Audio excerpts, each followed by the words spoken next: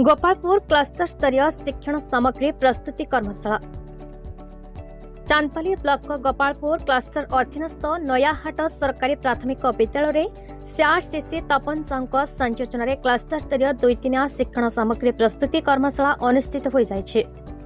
मुख्य अतिथि रूपे भद्रक जिला शिक्षा प्रशिक्षण प्रतिष्ठान वरिष्ठ शिक्षक प्रशिक्षक प्रफुल्ल कुमार गच्छायत कार्यक्रम को उद्घाटन करते। प्रधान शिक्षक सूर्यकांत सेठी, माधवानंद ओझा, निशाकर नाथ और शिक्षयित्री रंजिता सामल कार्यक्रम को परिचालना करते। उक्त कर्मशाला रे 15टी विद्यालय मौलिक साक्षरता और संख्या ज्ञान प्रति उत्सर्गीकृत शिक्षक शिक्षयित्री माने अंशग्रहण करते।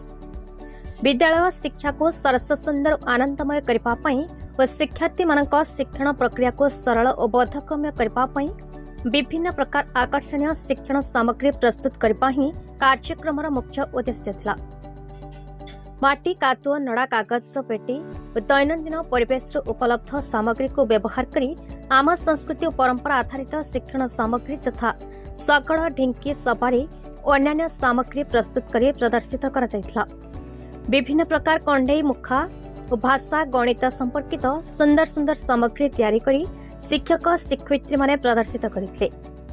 शिक्षक विचित्र कुमार पात्र, सुरत नायक, मोनालिसा महापात्र, मनस्विनी पाणी, सच्यस्मिता कटुआ, तिलोत्तमा दलाई, ममता नायक, सस्मिता नायक, माणिक जेना, समिता दास, ममता महालिक, ममता मोहंती, जुल्लू फुक्कर, अल्ली प्रमुख सहयोग करते।